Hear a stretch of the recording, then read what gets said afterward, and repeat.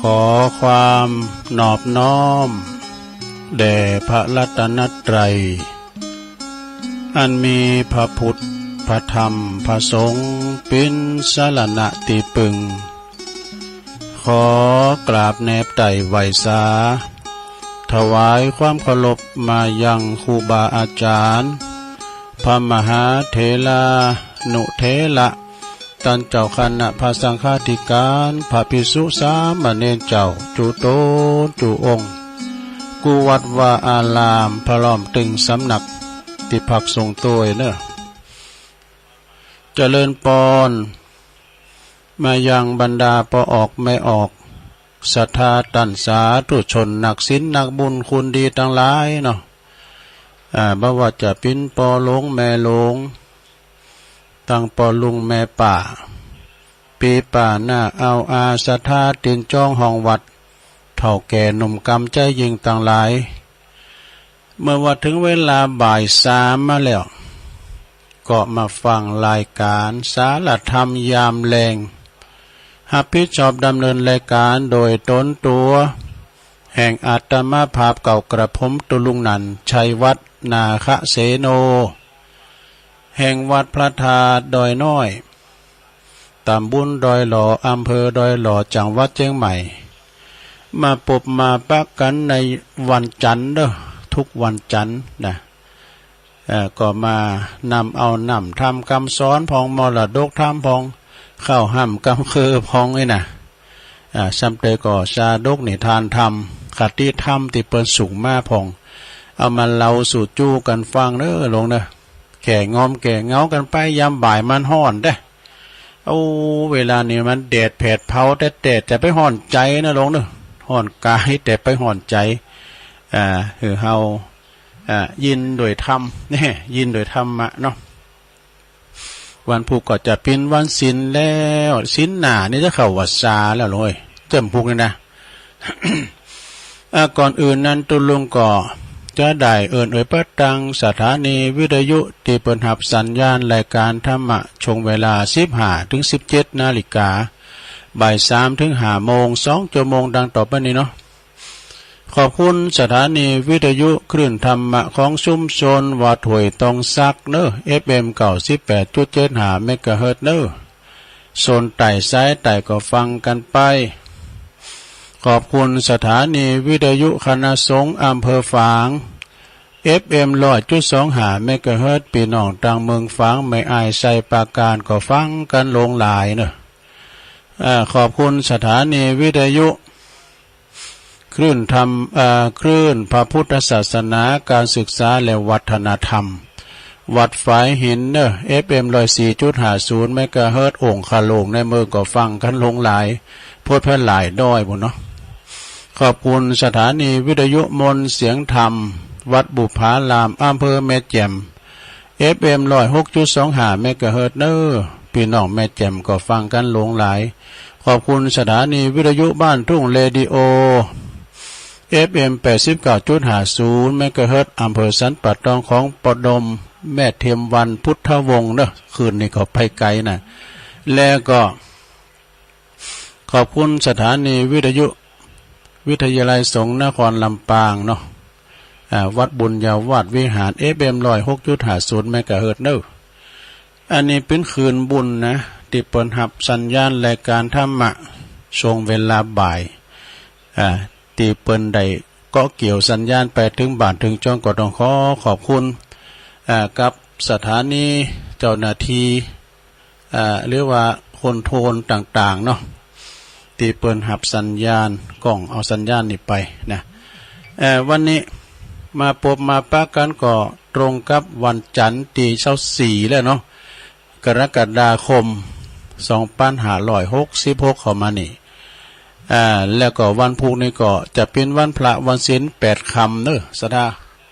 วันนี้ก็เป็นวันห่างวันดาเข้าวาซาก็เฮาก็ไปวัดไปว่าฟังนำฟังธรรมกันนะ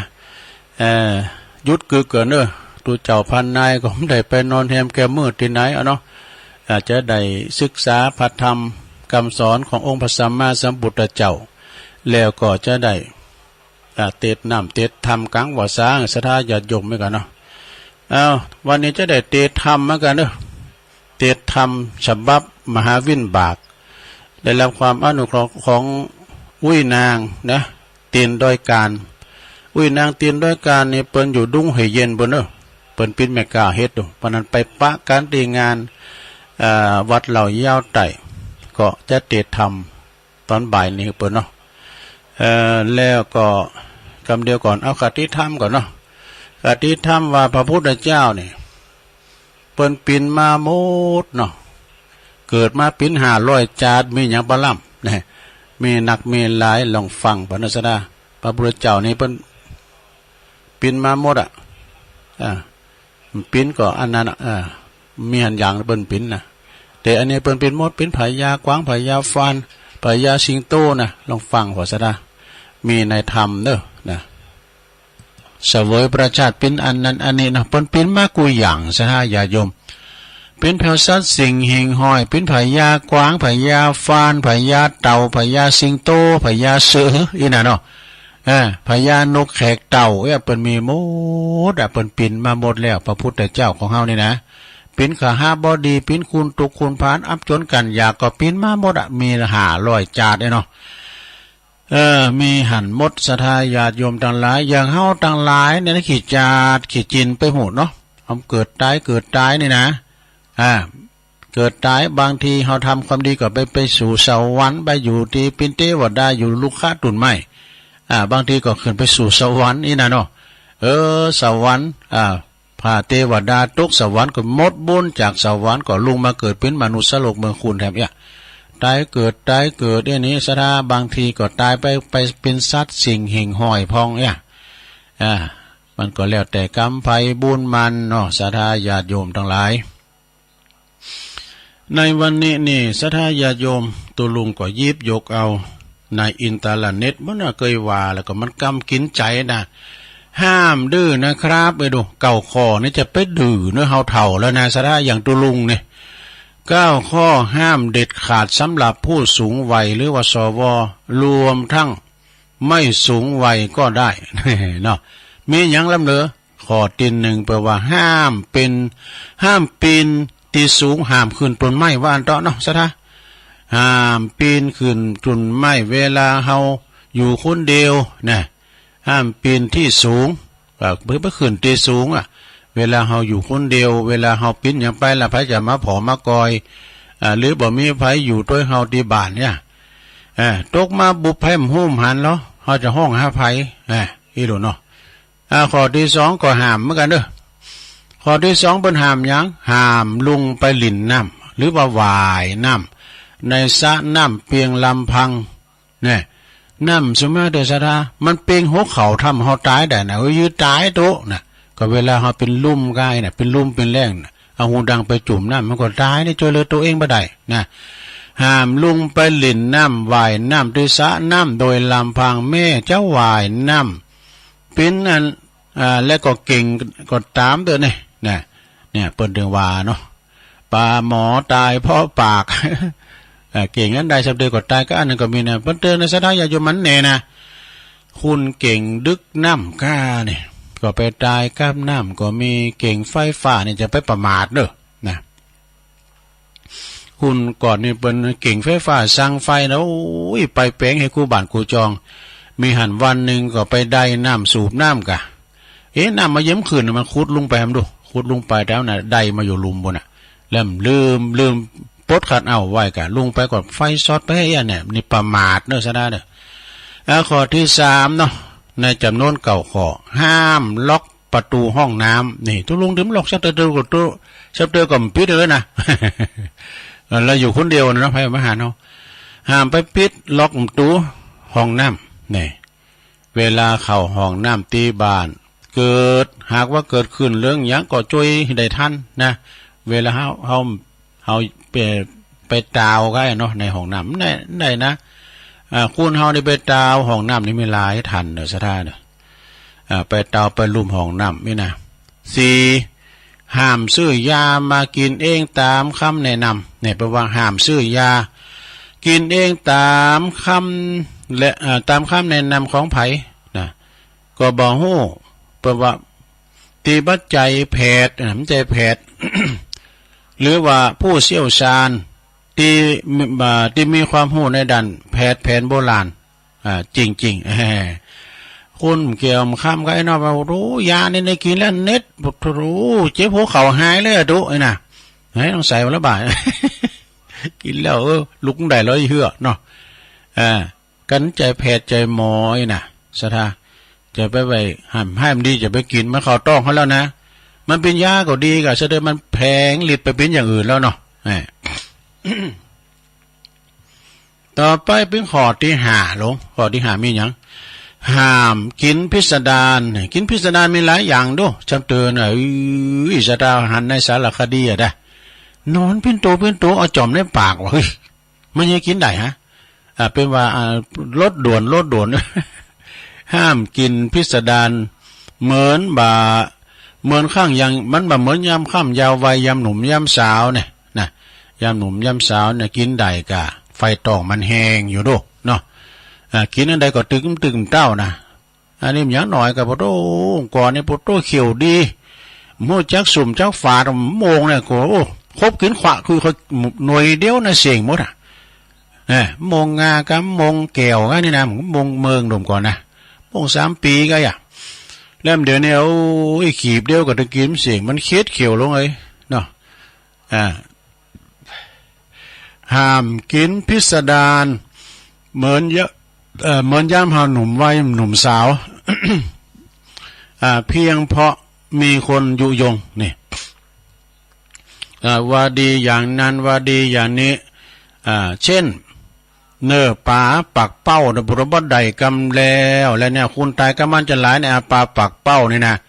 เหล่าดองพิสดารก็อุ่งติ้นมีก็ไอ้น่ะดีงูก็ดีช่างดีงูก็ไอ้น่ะจูจ้างก็ไอ้วะปนวานะเพราะไปกินให้ได้ไปกินพิสดารเนอะกันมกลาบคุ้มนี่ก็ดีกะ ข้อที่6นะลงเด้อข้อที่6ปนว่าห้ามซ่อมเครื่องใช้ไฟฟ้าไปดีหูสถาเครื่องใช้ไฟฟ้าวิทยุมันลูกก็เอาอันนั้นมาจีนะควันมาน้ำใดนะสถาปิดเด้อควันนั้นควันโฮแรงเนี่ยนะมันปิ้นตะโกนะมันเข้าในร่างกายเฮานะสถาเนาะคุณหนุ่มผู้การไปปิ้นสังเฮาเฒ่ามาได้กะห้ามซ่อมเครื่องใช้ไฟฟ้าเวลาบ่มีไผที่อยู่ที่บ้านตัวแม่จะมีความรู้เรื่องไฟฟ้าก็ตามเด้อนะแหมว่าตุลุงไปสูดมนต์มาแล้วเนาะพอถึง7 โมงอ่ะกะ1 ทุ่มอ่ะเนาะสูดตั้งแต่6 โมงจนถึง1 ทุ่มอ่ะเนาะที่วัดนี่นะวัดพระธาตุโดยน้อยคือใจได้ว่าหลอดไฟหันก็บ่ดีหอยนะก็ไปขอหลอดไฟหลวงพ่อมาก็ไปต่อนอบต่อเนี่ย มาเสียบดีเนาะก็เฮาย้ำเฒ่าได้เนาะผมเฒ่าแล้ว46นี่ข้อที่7นะลงเด้อ ข้อที่7ห้ามเปิดบ้านรับคนแปลกหน้าบัดใดกำแล้วสถานเดี๋ยวนี้นะโจรแต่ก่อนนี่มีหนวดมีเข่าดูไอ้หนวดเข่าแดงนี่นะเดี๋ยวโจรเดี๋ยวนี้มาในนามรถเบนซ์ใส่สูทใส่นิกไทอย่างนี้นะคุณแปลกหน้าเนี่ยพะบัดใดกำแล้วมันมาในรูปคุณที่มีอันจะกินนะนางรถเบนซ์มาเยสดาเนาะเขาก็บอกโอ้ยปอเล่งลำไยมาเว้ยเนาะขึ้นมาพี่ปอเล่งขึ้นมาหาที่ไหนได้ปุถโธผมได้ยาดีมาแน่ลองสูดดมเลยแม่ลองสูดดมเนี่ยสูดดมแบบไปมียกเอา ห้ามเปิดร้านรับคนแปลกหน้าเวลาไม่มีใครอยู่บ้านด้วยเนี่ยเพียงเพราะขออ่างต่างๆนาของคุณแปลกหน้าผมมาจากอำเภอนะผมมาจากราชการนะจะมาขอดูไฟฟ้าขอดูเช็คดูอันนั้นนี่นะเพราะว่าผมได้รับรายงานมาเนี่ยบ้านของแม่เนี่ยมันไฟมันข้าวน้ำข้าวไฟมันแป้ง ข้อที่8 ข้อที่8ลงฟังเด้อเหลือทั้ง2ข้อที่8ห้ามเดินทางไปที่เปลี่ยวนะหรือว่าธุรกันดารที่ธุรกันดารโดยลำพังนี่สถานเด้อไปที่ไหนที่มันธุรกันดารน่ะที่มันต่างคลุกคลักก้ำสังกาเนี่ยเนาะข้อที่9สุดท้ายไปเลยมี9ข้อ มีเก่าคอห้ามข้อที่เก่านี่ห้ามเข้าไก่สัตว์ล่ายอันตรายหรือว่าสัตว์ที่มีพิษต่างๆเด้อลงเด้อแม่จะมีแม่จะใบบะโกก็ตามบะโกมันก็ตามนะถ้าอยู่ตามลำพังห้ามไปยุ่งกับมันเด็ดขาดนี่สถานะหือโทษแจ้งคุณในครอบครัวหรือว่าหน่วยงานที่มีความชำนาญเพราะโดยเฉพาะหือมาจัดการกับมันดีกว่านี่สถาหันงูเนาะโอ้งูมันเข้าไปคอกหมูนะมันไปกินไก่ก็ไปไก่มันเจอสัตว์มีพิษนะเขาก็ต้องแจ้งลูกแจ้งล้านแจ้งผู้ที่มาเกี่ยวข้องไปสวนสัตว์เนาะนี่คือเก่าข้อที่ห้ามเด็ดขาดเด้อเมื่อเฮาเป็นผู้ที่สูงวัยสวแล้วอย่าดื้อนะครับนี่ขอบคุณโยมยุพินหอมมาลาพี่น้อยเด้ออยู่ปูนกลางเวียงเชียงใหม่บ้านแม่โยกสูงเขาประโกดเด้อเขาถามมันกันเด้อสถานเด้อนะจะดื้อนะครับจะไปโหดื้อจะไปฟื้นตัวเก่านะสดาอย่าโยมหันว่าเฮาบ่ตัวซ้ำนานนะเรื่องไฟฟ้าไม่มีสังก็เนี่ยจำเตอก็อย่างนี้อย่างที่เขาคาดไม่ถึงคิดไม่ถึงว่ามันจะเป็นอย่างนี้นะศรัทธาญาติโยมทั้งหลายขอบคุณเนอะที่เป็นสูงมาเนาะวันนี้ก็ตุลุงก็มีธรรมมาเทศนาอยู่เหมือนกันนะมีนำธรรมคำสอนก็เดียวก่อนเนอะเอานิมาวาทำกรรมหนึ่งเกินพุทธิธรรมคนเดิมเมตตาบารมีธรรมหลวงปอวัดแม่ตื่นรองเจ้าคณะอำเภอคนโบราณท่านมีคติดีเนี่ยเวลาไปไหนมาไหนต้อง1นิ่งได้2ทนได้3รอได้4ช้าได้5ดีได้5อย่างนี้นะคุณสมัยนี้นิ่งไม่ได้ปากไม่ดีทนไม่ได้อยู่ไม่ได้อีกเนี่ยรอก็ไม่ได้ช้าก็ไม่ได้จึงเอาดีกันไม่ค่อยจะได้นี่ซะนะคุณก่อนนิ่งได้รอได้เนี่ยคุณประเดี๋ยวนี้มันหุนหันพันแลนนะมาตีมาใส่เข่ามาตานวันเกิดตัวลุมต้องปันป้อนมึนเลยแต่ไปเยการอยู่มันรีบเลงเนาะวันนี้วันเกิดนะแต่เฝ้าไปหันบันนี้อยู่นะจึงเอาดีไม่ค่อยได้คุณในสมัยใหม่นะปัจจุบันนี้สิ่งเหล่านี้มีความหมายหมากเนี่ยแต่ทุกคนบ่เคยกึดนะไผตั้งใจทำดีอย่าไปกังวลเรื่องปากคุณเนี่ยมันเป็นธรรมดานะเป็นเราหน้าจ้าขวานเนี่ยโลกธรรมทั้ง8มันมีเหมือนกันหมดศรัทธาเปิ้นซักเซินเฮาก็เปิ้นหาเขาอยู่กันเปิ้นเบื่อหน่ายเฮาเปิ้นก็นินทาเฮานะ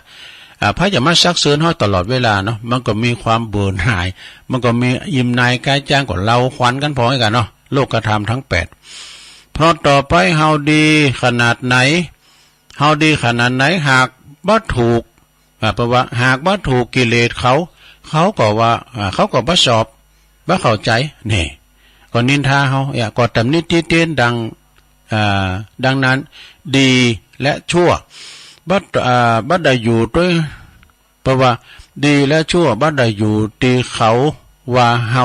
แต่อยู่ที่เฮาเองนี่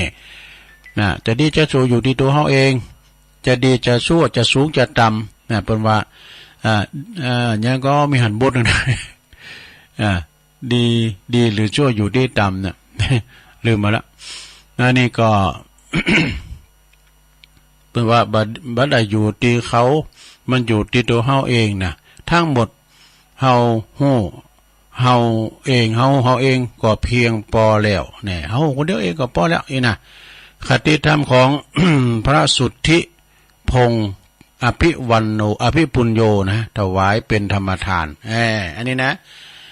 ขอบคุณในเมตตาบารมีธรรมหลวงพ่อท่านพระครูพุทธิธรรมสุนทรรองเจ้าคณะอำเภอลีวัดแม่ตื่นส่งเข้าประกวดนะต่อไปอย่าให้ดูมีอยู่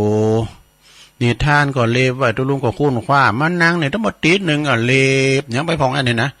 อันที่แล้วไปนี่ก็คือว่าปิ้นอยู่ในอินเทอร์เน็ตอยู่ในมือถือปิดไว้ละนะปิด รศัพท์ไว้ก่อนแล้วก็จะเอานี่มาว่ากะญาดูทำแต่เอาทำมาติดกันเนอะสถาเนาะอันนี้ทำฉบับใหม่นะสถาเนาะทำฉบับใหม่ก็ลองฟังทำฟังไปรับไปก็ได้เป็นทำมรดกทำปืนเมืองเนอะก็เดียวก็จะมาว่าถึงเจ้าภาพทำเจ้าภาพอินเทอร์เน็ตที่ไปกินแปะตานกันวันนั้นเนาะพี่น้องเมืองฟังพี่น้องลำปางย้ำได้อ่านเด้อลูกเลยทำกรรมหนึ่งเดี๋ยวจะอ่านให้ฟังเด้อเจ้าภาพนะต่อไปฟังธรรมก่อนสาธาตั้งนะโมเลยนะโมตัสสะภะคะวะโตอะระหะโตสัมมาสัมพุทธัสสะเอวัมเมสุตังเอกังสัมมายังภังกวาสวัตติยังวิหารันติเจตวันเนอนาตาปินติกัสสะอาลาเมสุตันติอาทิกังตินานิตานาวัจจานังกรรมมีต้นว่าเอวัมเมสุตังนี้หากเป็นกรรมแห่งมหาอนันตเถรเจ้าอันใดสดับรับฟังมาแต่ข้าอุแก้วแห่งพระพุทธเจ้าหากกล่าวว่าแล้วแก่อรหันตาจำนวน500 ตนมีอันมีมหากัสสปะเถรเจ้าเป็นเก้าเป็นประธานเมื่อปาธรรมสังขยานาธรรมวันนั้นดังจักวิสัชจันนาไปนานี้เดเตเอกังสมัยยังมีสมัยกาลคาบหนึ่งพระพุทธกวาอันว่าพระพุทธเจ้าก็สถิตสำราญอยู่ในป่าเจตวันอารามอันในอนาถปิณฑิกษัตริย์ถวายเป็นทานที่ไกลเมืองสาวัตถีลาจะตานีก็มีแลตินั่นก็ยังมีพรามผู้หนึ่ง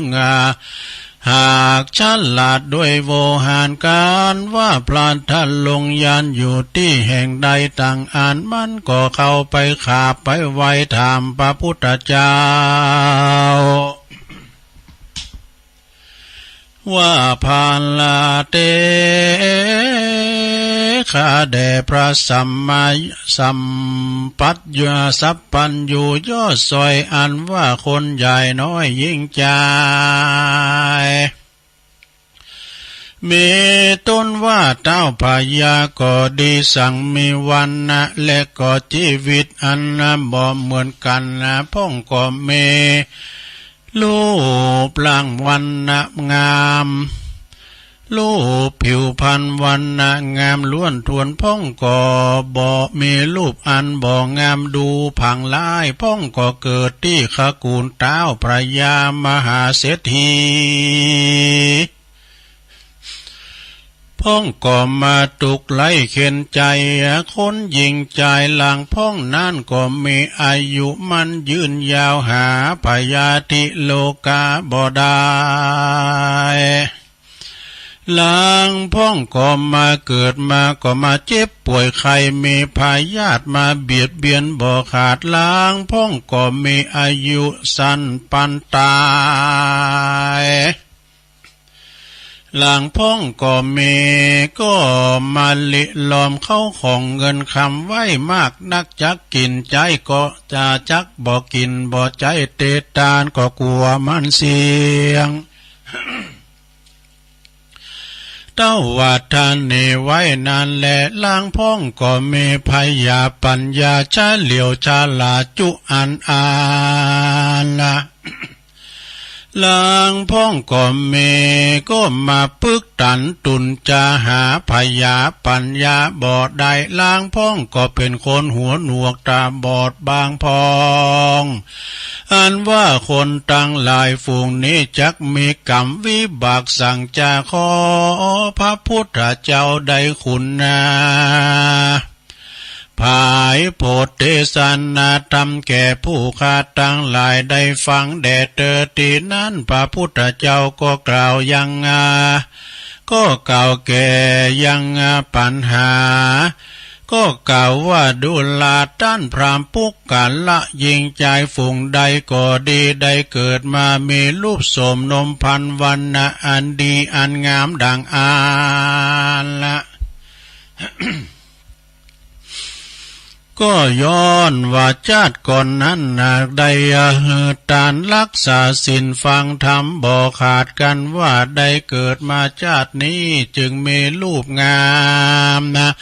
เป็นที่ห่มรักแก่คนตั้งหลายก็เพื่ออันแลดูลาต้านพรามปุกกันละผู้ใด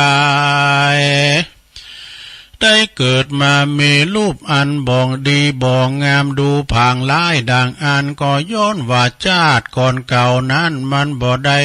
ตานรักษาศีลและก็ฟังธรรมสักเตื้อป้อยกะทำยังกรรมเอาไม่ต้านผู้อื่นได้ทุกข์ได้ทุกข์ได้ยากลำบาก กันว่ามันเกิดมาชาตินี้จึงมีรูปอันบ่งามดูผังร้ายก็เพื่ออันแลปุกกันละยิ่งใจฝูงใดก็ดีได้เกิดมาใน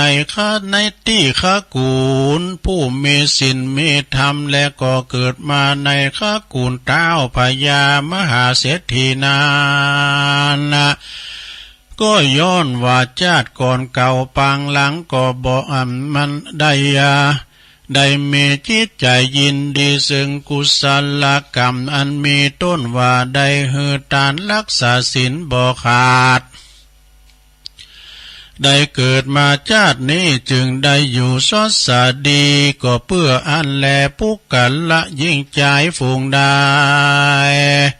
เกิดมาทุกได้ยากหาเขาของเงินคำก็บ่ได้ดังอ่านละเมื่อชาติก่อนนั้นมีเขาของเงินคำมากนักก็เต้าว่าบ่มี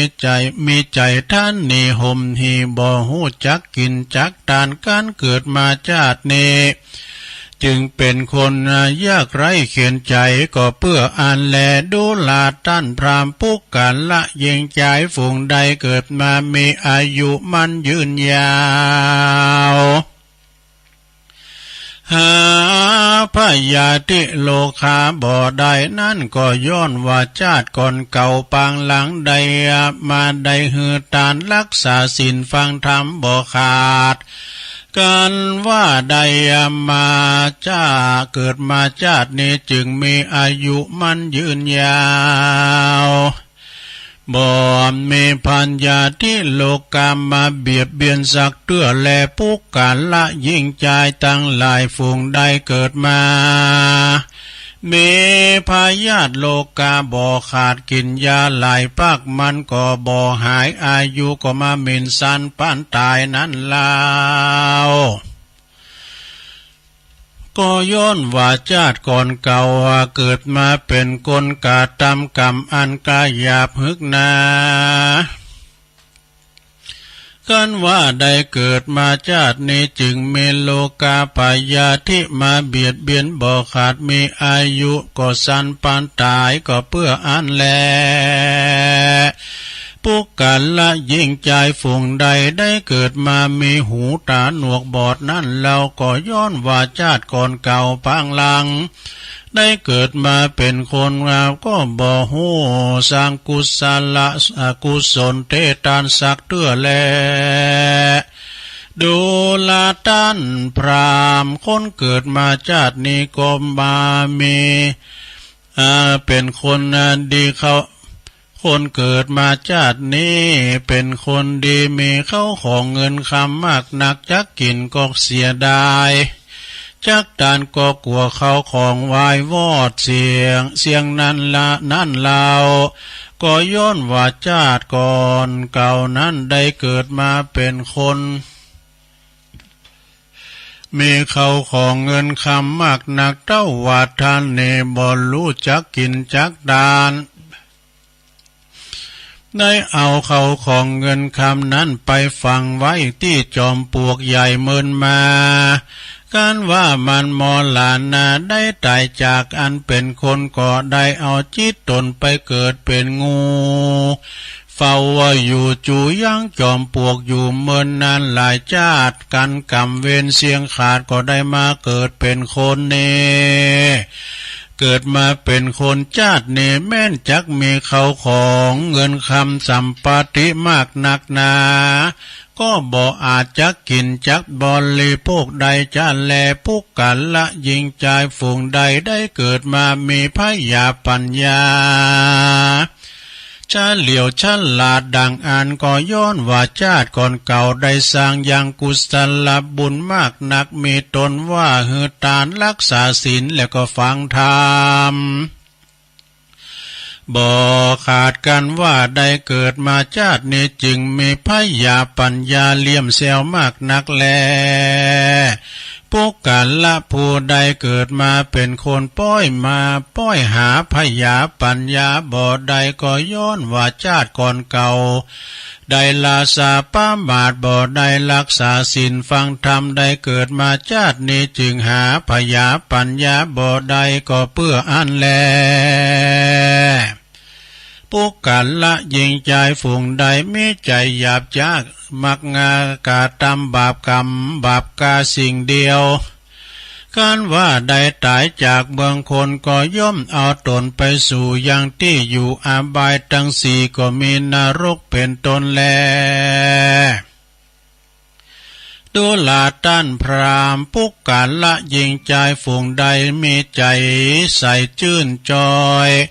ชื่นจ้อประกอบแต่ตั้งดีมีหือตานรักษาศีลฟังธรรมเว้นจากกรรมตั้งหาการว่าตายจากตายพรากนาจากเมืองคนย่อมเอาตนไปเกิดในฟ้าในห้องฟ้าเลิศเมืองสวรรค์ก็มีแลพระกาวาอันว่าพระพุทธเจ้ากันว่าได้สำแสดงพระธรรมเทศนาดวงพระเสด็จนี้แล้วพรามก็มีใจผ่องแผ้วชื่นชมยินดีก็นบกราบไหวยังพระพุทธเจ้าโดยที่ติดที่เต้าหาแห่งก็อำลาขึ้นสู่ยังที่อยู่แห่งตนก็มีวันนั้นแลพระพุทธเจ้าก็กล่าวว่าภิกขเวดุลาภิกขุต่างหลายผู้กันละยิงใจผู้มีพยาจักพาธนาเอายังสุขสามประการเมื่อในปานเป็นที่แล้วดังอ่านกวนกาตำบุญแต่แลบุญนั้นเป็นที่เปิ้งแก่คนและเทวดาทั้งหลายบ่มีที่สงสัยแต่แลอันหนึ่งปุกกันละผู้ใดได้มีใจใสศรัทธาได้ปู่จะเอาธรรมดวงพระเสด็จอันนี้เป็นทานก็ดีจักอุทิศแผ่กุศลบุญไปหาอย่างจิตตะดวงวิญญาณของพ่อของแม่และญาติกาทั้งหลายอันตายไปสู่ปาลโลกไปนาก็จักมีภาลาอานิสงส์มากนักและเทศนาวาสาเนในเมื่อเลี้ยวธรรมเทศนาส่วนอันว่าปัญญสัตต่างหลายมีภิกขุเนอุปาสกะอุปาสิกาก็ได้ถึงอย่างธรรมวิเศษมีพระเพศว่าโสตาปฏิภาลาตามบุญสมปานแห่งตนอันใดก็ตาที่การมาแต่ก่อนก็มีวันนั้นแลมหาวิปัจจตกังนิติตังขียาอันเก่ายังทำมหาวิบากก็บังคมโสมเลสดิดแล้วเท่านี้ก่อนแลสาธุสาธุสาธุ เอาแล้วศรัทธาญาติโยมทั้งหลายฟังเทศน์ฟังธรรมมรดกธรรมปืนบ้านล้านนาเฮาเนาะมหาวินบากฉบับใหม่เนาะศรัทธาก็จบลงไปต่อไปเอาปอนธรรมกันเนาะเอาปอนธรรมก่อนก็ไม่มีแม่อุ้ยน้องตีนดอยการเนี่ยดงห้วยเย็นอำเภอบ้านห้องพร้อมกับคณะศรัทธาเอาปอนการตึงโลงตึงลายเนอะหับปอนพร้อมกันไปสัพปิติโยวิวัจจันตุสัพพะโลโกวินาศตุมาเตภวัตวันตรายโยสุขีติกายุโกภวะอภิวาตานาสีลิสานิจังวุตาปจายโนจัตตาโลธรรมาวัตันติอายุวันโนสุขังปะลังเอาแล้วฟังน้ำฟังธรรมปันป้อนไปปิ้นเตเรียบร้อยชั่วโมงที่สองนั้นตุลุงก็จะมาเล่านิทานพองเอกะคติธรรมกรรมคมพองเก่าพองใหม่พองอนัสดาฟังแก่งอมแก่เงากันไปเด้อนะฟังแก่งอมแก่เงากันไปก็ขอประกาศให้หน่อยเนาะในวันที่13แผ่นสปอร์ตยังมาเด้อตั้งท่านพอก็ว่าประกาศไปพองเด้อนะก็ตั้งคณะสงฆ์กับคณะศรัทธาคืนสีขาวบัจจัยคืนสีขาวก็ตามเนาะพลังแห่งเจ้าปุถเฮาเปิ้นก็จะไปตานเตนวาสากันเด้อที่วัดพระบาทอุดมนำบ่อสาวาก็วันที่13บ่ก่อนเด้อเขาวาสาแล้วเกินซะนะเขาวาสาหลังวันแม่วันนึงเนาะสิงหาเนาะ13สิงหาก็กะเกมกันไว้เนาะศรัทธาเฮาก็เกมลดเกมคูณไว้ไปกันหลงกันหลายก็ปินตาดีมนดีงาน ไปกินแป้ตานกันเนี่ยนะศรัทธาญาติโยมทั้งหลายเป็นขบวนก็ช่วงนี้ก็ไก่ออกไก่เข้าวัดซาก็เปิดก็จะมาทำบุญเก่าวัดก้าตานเตียนเก่าวัดก้าคณะหนึ่งมาคณะหนึ่งมาแต่วันนี้หายเชฟ แต่ว่านี่พี่น้องแม่ค้ากันเนาะพี่น้องแม่ค้ามึงฝางบุญมาจัดลายเนี่ยลายล่ำดดตู่ก็มาตานที่วัดพระธาตุโดยหน่อยที่หลวงพ่อนี่ตัวแม่ค้าแล้วก็ไปตีโหหลายตีอยู่เนาะแล้วก็ทำหลายคณะหน่อยพ้องคณะใหญ่พ้องแต่ว่านี่ก็โบสถ์เน้นโบสถ์รุ่นเจ้ามันกัน4ตุนกันนะที่วัดพระธาตุโดยหน่อยโอ้คุณก็ลงก็ไหลแล้วมันห้อนซะนะอากาศมันห้อนมันแดดอย่างนี้นี่ฝุ่นก็บาดตกนะฉะนั้นก็การบทแต่ว่าเป็กตุเจ้าก็แล้วไปก็ประกอบไปอยู่หลายตีไปอยู่วัดห้องก้อมงละปูนตุย2ตุนนี่นะไปอยู่วัดแม่หอยในจมตองปูนแถมแล้วก็ไปอยู่วัดเหล่ามณฑาทิพย์นะพระอาจารย์สมโพธิ ก็ไปอยู่วัดเหล่ามณฑาทิพย์ตัวเองเนาะก็ไก่ข่าววาสาก็มีบทมีเป็กกันไปเนาะศรัทธาญาติโยมทั้งหลายขออนุโมทนาเด้อเอาอันของอาจารย์พระอาจารย์อรุณชุติปัญโยกรรมเนาะเปิ้นก็ตั้งความเจตนาว่าถ้าว่าวางก็ประกาศให้กรรมเด้อนะก็เปิ้นว่าขอเชิญท่านผู้มีใจบุญใจกุศลทั้งหลายรวมทำบุญบริจาคหนึ่งเปิ้นนำไปช่วยเหลือผู้ประสบภัยจากการสู่ลบแล้วก็คุณยากจนด้วย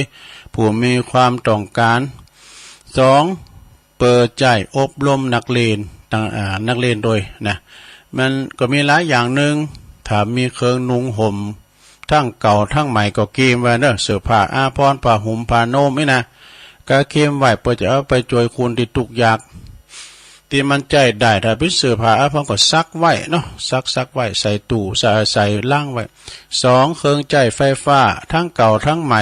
ดีและไม่ดีนี่นะอาจารย์พระอาจารย์รุ่นนี้เปิ้นปิศาลาด้วยนะช่างไฟฟ้าด้วย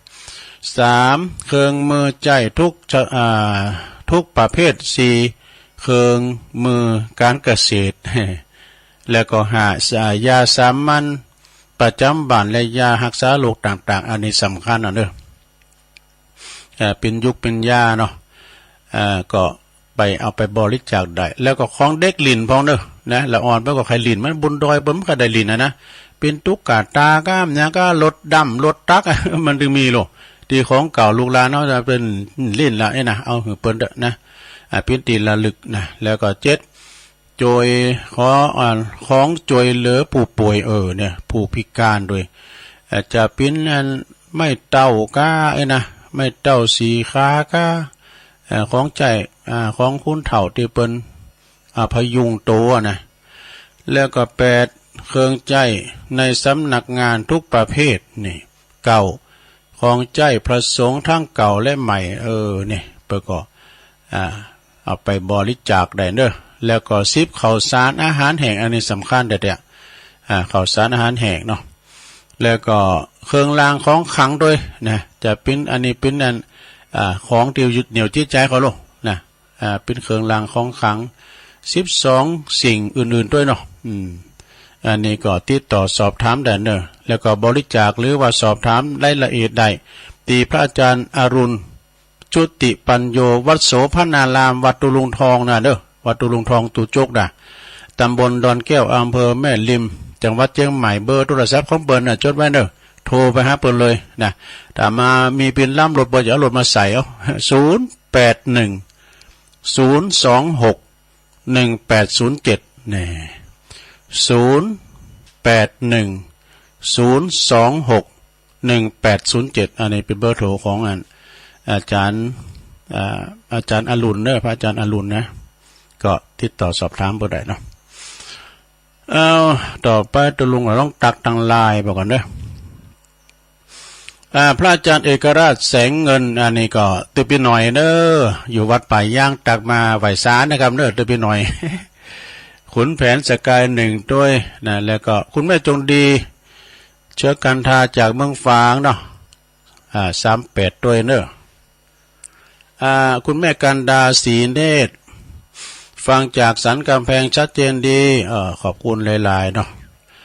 แม่อุ้ยน้องตัวเนอไหวสาตัวลุงเจ้าเจริญปอนเนอยมนวลนิชาวชาติโดยเนี่ยคุณแม่ศิรินทิพย์บุญเลิศไหวสาตัวลุงฟังอยู่เนอเจ้าสาธุสาธุฟังจากกรุงเทพปุ่นนะคุณแม่ครูเพลินพิษทิพย์พลึกจากบ้านแป้นฟังอยู่เจ้าอุ้ยสาวคุ้มตะวันอันนี้ก็ปุ่นเมืองวะปุ่นเนาะคุณแม่ยายจันเรือนใสเนี่ยอันนี้นะแม่จันเรือนใสอยู่เวียงตาการยงยุทธมณีวันอันนี้อยู่บ่อแห้วลำปางปุ่นนะบ่อแห้วลำปางนะยงยุทธเนี่ยนะโยมยุพินหอมมาลาหรือว่าปีน้อยจากเมโยกเนอะฟังอยู่เจ้าชัดเจนดีอันนี้ก็เปิ่นส่งคติธรรมมาเจ้าเนาะชมลมสกาย64ตัวเนอะคุณแม่เดินเพนทิมวางก็เดี๋ยวแม่เดินเพนมาวางก้ามเนาะอันนี้เปิ่นตักมาตังลายเนาะเปิ่นก็ว่าถามว่าโทมติดก็ดีก็ขอตัวลงตักตังลายกำเนิดนะมันตึมเต้นเบอร์ไหนนะ ก็ตักกันไปเนาะจะเห็นตักอะไรก็แท็กมาก็ได้เนอะสถาสู้ฟังอยู่เจ้ามันถึงติดละโผล่ละนะตัวลุงก็จะตักไปตามนั้นเนาะแล้วเหลือ12เหลือ7นาทีตัวลุงจะลองวางสายพอสักกรรมเด้อจะลองวางสายพอสักกรรมพระจะโทรมาก็โทรมาเด้อเบอร์0899555656เบอร์นี่หมอได้เนาะเจริญปอนทุกเจ้าหลวงพ่อกฤษเนาะหลวงพ่อกฤษตายไม่เคยจะมีรอบ2เหรอมีกะพุทธยนต์ปางโ2นาที3นาที7นาทีครับนมัสการด้วยความเคารพเจริญปอนนมัสการจ้าพี่ลุงโอ้ยายพรในมือแม่นแล้วเลยร้องโบแดงสันกำแพงเชียงใหม่ชัดเจนดีเนาะมีฝนก็ได้แดดขนาดนี้มีฝนดีละโต๊ะก็ตุ่มเย็นนี่เด้อโต๊ะของฟ้าห้องเลยนะฟ้าห้องกับปิดโทรศัพท์ไปเด้ออันตรายจ้ะสาธุยายพรในมือแม่นกูกำโอ้ไหวสาครับอาจารย์เน้นล่ะครับผมกับไหวสาหลวงลุงครับผมคนเฮานี่มันหลีกเลี่ยงกรรมอะไรบ่ได้ กอมที่มันบางอย่างก็ป่วยวางได้บางอย่างก็มันบ่ป่วยวาง ครับ มันเป็นอดีตจะเจอกอมคนเฮาปาไปเพื่อมันได้ดีก็กอมได้ให้ก็กอมจะชั่วดีมีโจรก็กอมครับผมฝากไว้จะยีนะครับ โอ้ขอบคุณหลายๆครับสาธุกำป้ามาแต่งใบเนาะเปิ้นว่านะวันพุธก็ฟังเบิ้นเนอเวลาเดียวกันเนี่ยนะพระอาจารย์นี่แหละทุกวันอังคารเนอเจริญปอน ไหว้สาเจ้า อ๋ออันนี้แม่อามอนะ เจ้าเนี่ยฟังอยู่วันนี้ได้ฟังหลายยุคละ ถ้าโดยข้าง เจ้าฝนตกทั้งพูดหน่อยด้วยลุง เริ่มตกฮะแดด อ๋อขึ้นตกมาพ่องกันเด้อเย็นมาหน่อย โอ้ พูดเท่านั้นเดี๋ยววันนี้ได้ฟังทำจนจบอ่ะ โอ้เดียวกัน เจ้าทำมหาวิบัติเนาะ ตอนนี้มีก็ฮ้อนเนอะ มีฮ้อนแต่เจ้ามันฮ้อนแล้วขึ้นนืดมาตกสื่อนี่มันตกเป็นหย่อมๆนะ กำลังว่าปิดเครื่องปรับอากาศเจ้ามันฮ้อนเดี๋ยวนี้ปิดด้วยกันยินดีอ่ะเนอะแม่อามอนเนอะฟังกันอยู่ เจ้าเนาะแม่ก็ฟังอยู่กำลังใจทุลุงอยู่เด้อ สาธุสาธุ เจ้าสาธุ แม่อามอนนี่รุ่นแรกกำแล้วเนอะรุ่นแรกของตุลุงจัดรายการวิทยุเนี่ยทางสายเมืองฟ้าก็แม่ปานีเนี่ยมอเขานี่โทรมาเป็นคุณแรกนะแม่นั่นเขาน่ะนะทางเมืองฟ้ายังมาเจริญปอน จ้าก็ให้สาจ้าทุลุง แม่สลินทิพย์เนาะ เรียงมือโตสีโทรมันจะให้ได้ ฮะนะดี คืนโทรหาพระครูสาธิกาจากสุวรรณขอตั้งแต่แรกอัน50 สายอันรู้แบบนี้กับ ติดเลยอ่ะมันสายมันย้อนเงินขนาดมันสายเป็นแน่นเมื่อคืนนี่มันหลายสถานนี่ไหมเกินใครโทรวันเดียวนี่นะเพราะมันนักอ่ะเพราะมันหลายสถานีเนาะแม่น่ะแล้วก็ฟังกว่าเตยเนาะวันนี้หันนะสายคนแน่นจะได้โทรมาอากาศโทรมาเติมพี่ยังอ่ะอันนี้สายมันห่างเนาะกลางวันนี่สายห่างเพราะว่าโทรคนใหม่ไม่ได้โทรกันอากาศฟังเป็นเพราะอะไรเนาะ3 ปีแล้วจะรู้โทรงานอ่ะแต่ไม่8 ปีแล้วเนาะแม่ละตั้งแต่แรกจ่าขอบคุณแม่เนอะจ่าพี่น้องไกลเนี่ยนะกรุงเทพบุกันนั่นน่ะคุณแม่สลินทิพย์บุญเลิศเจริญปอนไหวครับลุงปนานเจยอ่ะปนานเจยมาแล้วฟังตุลุงทุกวันนะนะวันนั้นไปปักกันเหรอที่พระบาทไปก้าปนานไปผมไปลูกหลานไปเด็กอะตัวลุงออกไปนอน2 คืนเลยอนุสรณ์สถานเนาะวันนี้ก็4 คืนมนุษย์สัมพันธ์ลงจะขอดีกะฟังเด้อเอางานทั้งทีเอาดีให้ได้กระจายทั้งทีฝากดีเอาไว้โอ้ให้เขาไว้ใจอย่าไปให้เขาอะไรตายไปให้เขาร้องไห้ไหวช้าตรงนี้เด้อขอบคุณปนานนะอุ้ยนานเด้อขัดที่ทำอุ้ยนานก่อนเน็ตนะแกก็ขยายกับเป็นถ้ำเป็นผูกเนาะหลายอินเดียนะอุ้ยนานเด้อฟังไปติ๊กโธ่อันนี้เป็นห้องขวัญก็ได้เด้อเป็นจานก็ได้หมดนะอุ้ยนานเนาะเนี่ยเอาทำซ้ายเนาะเจริญปอนเจ้าไว้สาเจ้าแม่บุญปันนะเจ้าสายไต่มาเลยแม่บุญปันฟังอยู่ศพเตี้ยวันที่13ก็ไปอยู่ก้าไปกะไปกะอันนี้ผู้นำบุญเนาะแม่บุญปันนี่นะดีละชัดเจนดีนะแม่เนาะชัดเจนดีกับเจ้าขอบคุณหลายๆนะแม่เด้อเจ้าวันเจ้าแม่บุญปันศพเตี้ยตังลำปางก็หายไปเฮ้ยเจริญปอน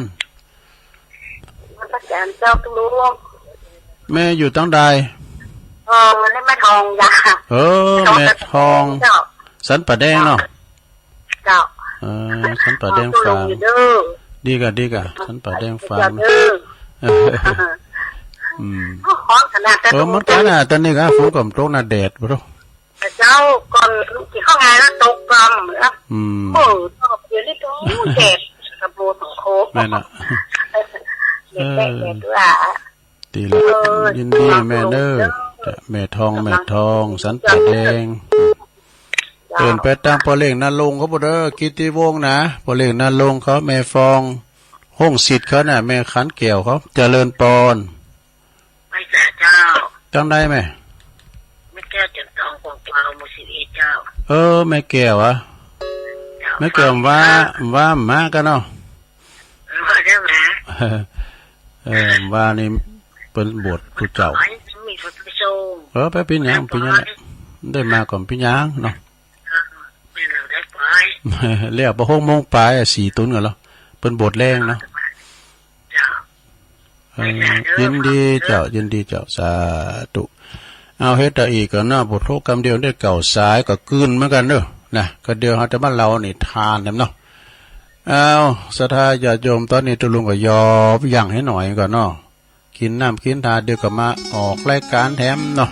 ไปหมุนคืนไปไหนเด้อเดี๋ยวจะเรานี่ทานนะเจริญพร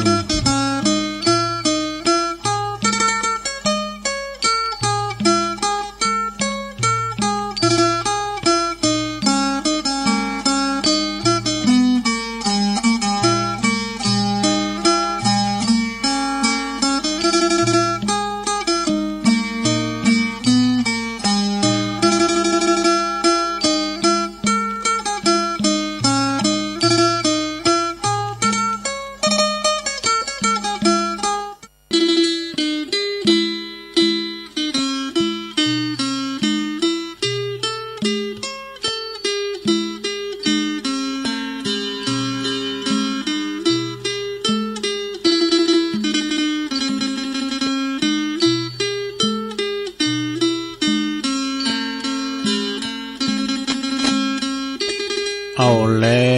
วศรัทธาสาธุชนญาติโยมทั้งหลายเนาะ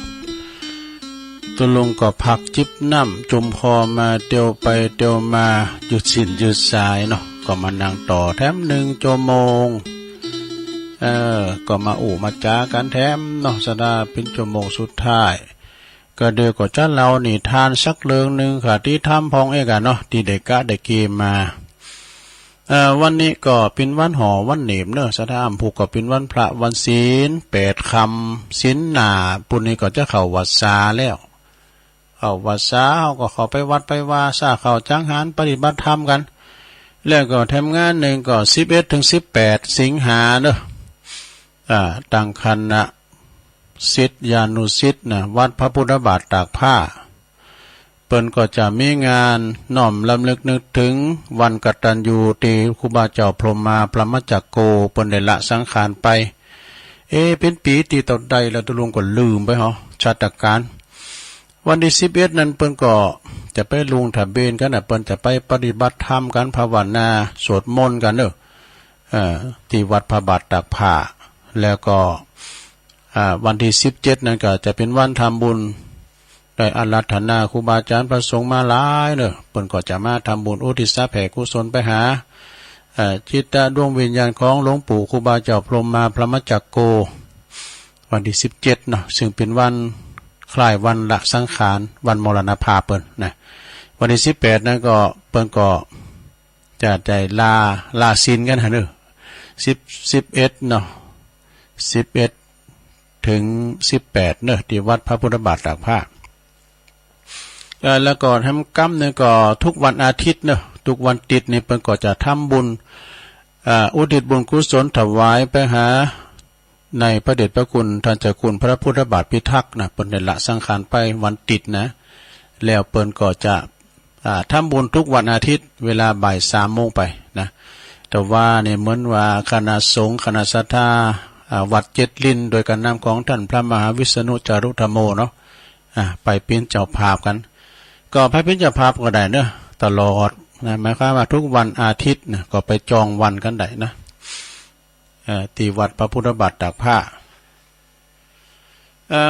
ศรัทธาญาติโยม แต่เจ้าก็มีหลวงพ่อกฤษพุทธอุทยานปางโม่หลวงพ่อกฤษนี่เพิ่นฟังกูตุนกูองค์เนอะเพิ่นก็ชอบฟังนำฟังธรรมเพิ่นก็โทรมาให้กำลังใจนะต้องขอบคุณกับขอบคุณเนอะถวายความเคารพหลวงพ่อกฤษด้วยนะยายพรล่องบัวแดงแล้วก็สามเณรอลักปัญโยนันท์อันนี้เพิ่นก็ว่ากำป้ามาแต่งใบเพิ่นว่านะวันพุธเพิ่นก็จะมาเข้ารายการนะเราได้มาฟังให้กำลังใจเพิ่นตุลุงฟังทุกนัด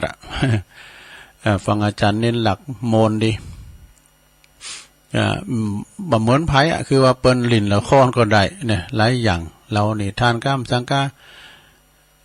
แล้วก็แม่อามรทาโดยขังลืมถามบ่น่ะทาโดยขังแม่ทาพวกก็ทาดอนใจก็ในวัดเนี่ยที่เปิ้นตุเจ้าเปิ้นละสังขารในอิริยาบถนั่งสมาธิว่ะเปิ้นนั่งสมาธิมรณภาพว่าลงดังไปทั่วประเทศนะท่านอาจารย์อินค่ำนะอายุ64เปิ้นนางมรณภาพก็ถ้าดอนใจก็ปนั้นปั้นครับพวกกันเนาะปั้นเป็นจานเปิ้นเป็นพาลูกวัดเนอะอันนี้นะอันนี้ก็เป็นบุญบ่เนอะคุณเฮานี่จะถอดจิตออกจากร่างบางทีกระวนกระวายนะบ่อยู่นิ่มแหละโธ่จะทุรนทุรายก็น่ะเนาะเวทนาต่างๆอันนี้เป็นนางสมาธินะถอดจิตออกไปอันนี้ก็เป็นบุญบ่เนอะถ้าแม่อมรทาโดยคางเนาะแล้วก็แม่ศิรินทิพย์บุญเลิศฟังจากกรุงเทพปุ่นแล้วก็ปนานเจยอนุสรณ์สถาน4ครูบาเนอะก็เอาเกตธรรมมาเล่าให้หน่อยก็เข้าทาได้เนอะวินานเนอะเก่า10ปลายแล้วเนอะวินานนะพุทธอุทยานอนุสรณ์สถาน4ครูบาแล้วก็แม่บุญปันศพเตี้ยก็เกมรถเนอะแม่บุญปันเนอะไปวันนั้นดื่มหันไผหอแต่แม่จงดีเขาดื่มหันพี่น้องฟังหันกับปมอินทรน่ะเนาะมื้อนั้นก็หันนั่นแม่บุญปันกันเนาะห้วยงูในเปิ้นเสิร์ฟน้ำแล้วก็แม่ทองสันป่าแดงฝางแล้วก็แม่แก้วคงเป้าอันนี้ก็หมู่11เดี๋ยวได้เก่าซ้ายแล้วนำเจ้าเนาะก็เป็นกำลังจิตกำลังใจกันไปจากนั้นเนาะสดาญาติโยมทั้งหลายเนาะแล้วก็ในวันนี้ก็ถ้าเรานี่ทานฟังสักเรื่องกันเนาะมันเรื่องหยังน่ะเรื่องหยังเดี๋ยวลองฟังบ่ก่อนเด้อสดาเรื่องว่าไว้ใจไม่ได้แน่มันจะฮึแล้วไว้ใจไม่ได้นาเชตวันวิหารเนี่ยพระพุทธเจ้าเปิ้นตรัสชาดกเลยนี่เปิดสอนภิกษุรูปหนึ่งที่หลงไหลภรรยาเก่านะหันว่าการหลงสตรีนั้นจะก่อให้เกิดหายนะแก่ตนมีความว่าในอดีตพระพุทธเจ้าในอดีตพระเจ้าพรหมทัตเป็นพระราชาเป็นผู้ครองเมืองปาลาณสีพราหมณ์ผู้หนึ่งเดินทางไปลำเรียนวิชายิงธนูที่เมืองตักกศิลาปุ่นจนว่าเป็นผู้ที่ชำนาญในการยิงธนูจนได้ฉายาจะฉายาว่าจุลทะนุขหะบัณฑิตนี่อันนี้ฉายาเปิ้นนะเมื่อมีนางธิดามีนางธิดาของอาจารย์เดินทางกลับมาเมืองปาลาณสีมาด้วยกันว่าระหว่างตั้งกลมปาก็ว่าไปป้าใส่กลุ่มโจรเข้าแดงกลุ่มโจรนี่มีหลายเด้อก็มาหันสตรีผู้นั้นกลับมานบนี่เดินทางมาเป็นสาวงามว่ะเป็นสาวงามหัวหน้าโจรเขาก็จะชิงแย่งชิงเอามาแย่งชิงนางเอามาน่ะจุลทานุขหะบัณฑิตนั้นก็เลยต่อสู้ชอบเปิ้นเห็นจบธนูหรอยิงธนูไปอยู่50ดอกนี่ยิงธนูไป50ดอกตีพกมาเอาไว้มดลูกมันหมดแล้วลูกศรมันหมดแล้วแต่ก่อนยังเหลือหัวหน้าโจรมันจะตายเนาะ อีกคนหนึ่งก็ที่รอดอยู่เนี่ยจึงบอกคือภรรยาเนาะมนุษย์ก็บอกภรรยาอันสูงพระคันมานี่เนาะสูงพระคันก็คือดาบเลยนะสูงพระคันมาคือกำเนี่ยแต่ภรรยานั้นกับสูงพระคันนะคือกำนายโจรไปว่านั่นนายโจรก็ตัดศีรษะของสามีตีหลงตัดศีรษะของสามีของนางที่หลงไหลนั่นนายโจรน่ะนะโจรว่าคอขาดข้างนั้นนายโจรถามว่ามานพเนี่ยเป็นอย่างกับนางนะเป็นอย่างกันนางก็ตอบว่าโอ้ชายคนนี้นะที่นอนตายนะเป็นสามีของข้าพเจ้าเองจ้านายโจรไอ้นะ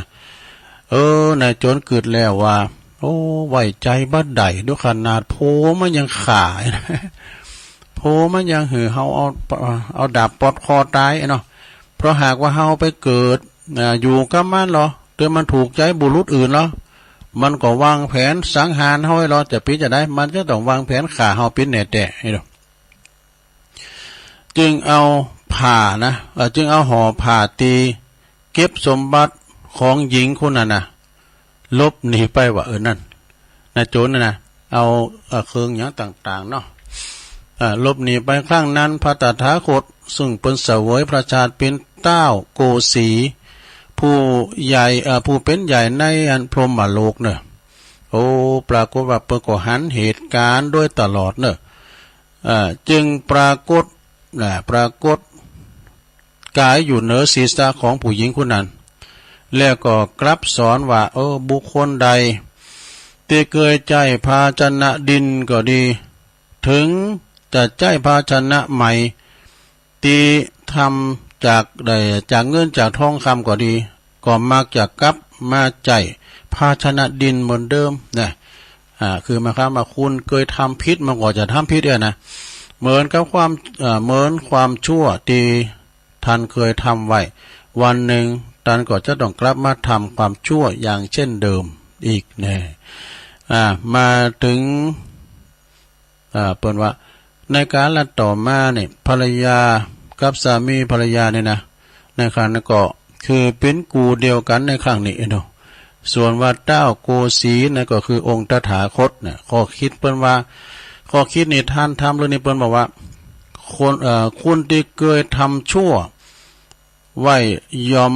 บ่ปิ้นตีไว้วางใจของคนอื่นจบลงไปซะนะก็คุณนะเคยรักเคยแมทเนาะสมมุตินะเคยรักเคยแมทเนี่ยโอ้เขาไว้ใจแล้วว่ามันแมทไปไหนน่ะคือว่ามาเคยดีเนี่ยเนาะอันนี้ก็จบลงไปศรัทธาญาติโยมทั้งหลายต่อไปจะเอาของแม่เดือนเพ็ญมาว่าพอดูมันพิจารณาของแม่เดือนเพ็ญนี่ อันนี้ก็เป็นคติเคยวานะซะนะก็มันกินใจลองฟังพอแถมก้ำหนึ่งนะฟังแล้วฟังแถมฟังก็เพิ่มเติมปัญญาเนอะซะนะที่เพิ่นเคยฟังก็เอามาฟังต่อนะอันนี้คือความจริงของชีวิตหลังความตายเนอะนี่ศรัทธาบริบทหลังความตายเป็นจะได้ข้อที่หนึ่งลูกก็ดีแม่ก็ดีญาติพี่น้องบริวารใกล้ชิดของเขาจะร้องไห้บ่เกิน1 ชั่วโมงนะการเขาตายนะจะร้องไห้บ่เกิน1 ชั่วโมงจากนั้นเขาก็จะรวมกันวางแผนเผาตามความจืดวางแผนเผาแล้วนะซะนะแต่การนอกปุตโตนั้นหายทำก้ามกับป่าเฮวเนอะจังไปหันนะถ้าไปหายมันก็กับปุตโตไปกับบนไฟติดภาษาแล้วงุบงาบดูหันปนเฟอกันไปนี่นะ2อีก1 ชั่วโมงต่อมาเนี่ยเขาก็จะคุยกันเรื่องของคุณนะเรื่องของคุณแล้วก็จะเริ่มมีเหล้ามีอาหารนี่เข้ามารวมผสมในการสนทนาโดยนี่เนาะมันถึงไม่ดูแต่ทั้งเฮาในทั้งพี่เนี่ยเปิ้นว่างานศพปลอดเหล้านะตั้งดอยหล่อนี่นะงานศพปลอดเหล้าเปิ้นมีเหล้านะ3ญาติและเปิ้นของคุณนี่ก็จะโทรศัพท์แสดงความเสียใจโอ้ยมันเป็นยังไงไว้วองว่าวันชื่อยังอู่วันอยู่ไอ้น่ะจะโทรศัพท์มาบางพองก็โทรมา